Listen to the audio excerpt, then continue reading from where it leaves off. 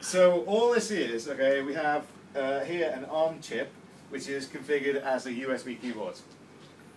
And coming off this ARM chip we have a number of different outputs, rather inputs, which are connected to these USB crocodile clips. Okay, so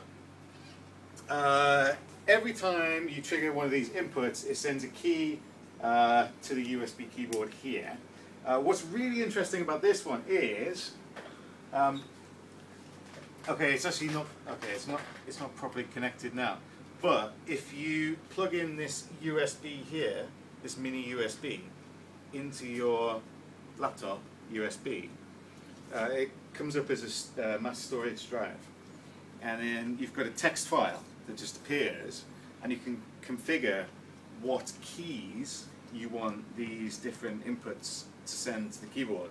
So if you've got different games that you want to play or whatever, you can just set up the keys for that in this text file on like a USB stick, and then press reset on this thing, and then it sends the new keys instead of whatever the old keys were. Now, at the moment, we have it connected to this Etch-a-Sketch software, which I made in about 5 minutes in processing.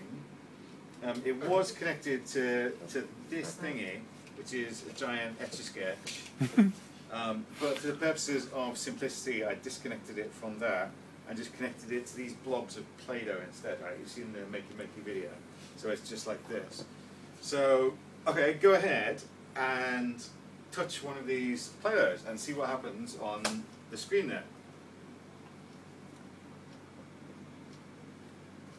Now, that is cool. What's really strange is, until now, you had to hold the ground wire in one hand and touch the Play-Doughs in the other.